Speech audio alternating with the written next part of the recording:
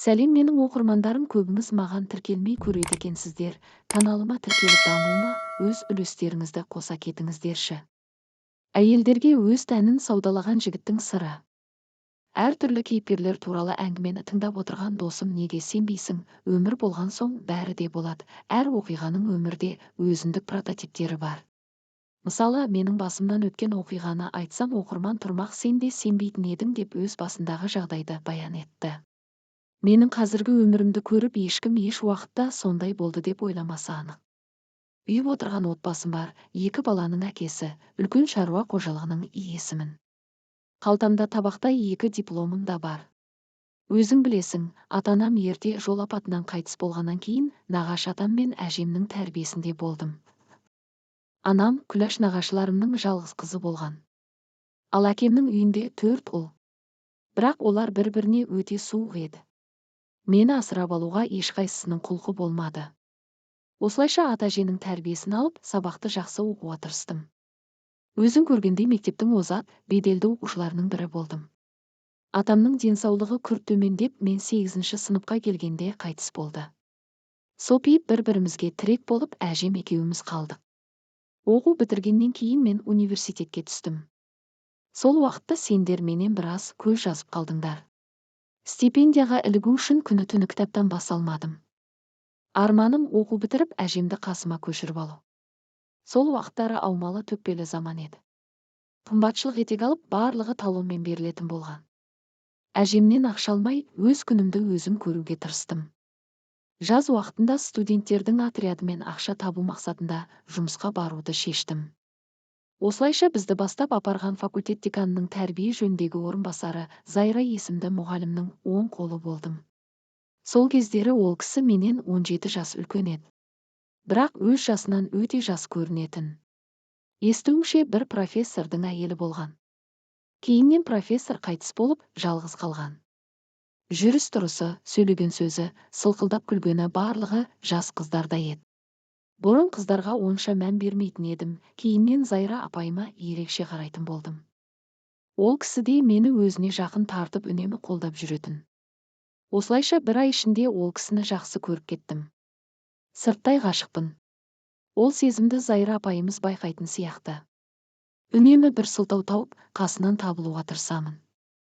Кешке жастар арасында болатын дискотекаға да бармай, Зайра апайдың қасында ғылым жайлы әңгіме бастап, соңы махаббат жайлы да болып кететін еді. Келген соң мен бірден ауылға әжеме тарттым. Бір ай ауылда болып, әжеме болысып, каникул күндерім өте шықты. Ойымнан Зайра мұғалімнің қылықтары кетер емес. Сол кезде 2-ші курс студенті өзімді ересек санап, Зайра мұғалімге өз сезімімді білдіруді ұйғардым. Қатарлас қыздар мені еш қызықтырмады. Оқу басталып кетті. Зайра мұғалім де бір сылтаулармен мені өзінің кабинетіне жиі шақыратын болды. Шақырса құстай ұшып жетіп барамын. Қасынан кеткім келмейді, тағы да бір жұмыстар шықса екен деп армандап тұрамын. Сүйікті мұғалімімнің қасынан бөтен ер азамат көрсем, өзімше еркек болып қызғанатынды да шығардым. Ойлағаным бір күнде орындалып, Зайра мұғалім маған өзінің саяжайының жұмыстарына көмектесуімді өтінді. Бос жатақханада жатқан жігіт үшін бұл деген таптырмас ұсыныс емес пе? Мен саяжай жұмыстарын реттеп, апайым тәтті тағамдар дайындап, кешкілік мерекелік дастархан жайылды. Ортаға қымбат коньяк та келді. Спирттік ішімдік ішіп көрмегенмен қыза бастадым. Ақыры қызып отырып, ұстазыма сүйетіндігімді айтып, ерніне сүлікше жабыстым. Апайым да қызып алса керек, еш қарсылық танытпай құшағыма құлай кетті. Мен сол күні алғаш рет төсекте еркек болдым десем де болады. Қыздардың қолынан ұстаудан аспаған маған төсек ләззатының мұндай кереметі ерекше көрінді. Бойда қуат тасып тұрған жас жігіт қасындағы әйел адамға ұйқы берсін бе? Осылайша біз махаббат майданын бастап кеттік. Сабақтан шыққан соң бірден апайымның үйіне тартамын. Қалтамда өзімнің жеке кілтім де бар. Таза киім, мол тамақ, рахат өмір арқасында менің күйім де жақсарып, біраз толдым. Сол үйдің еркегіне айналдым.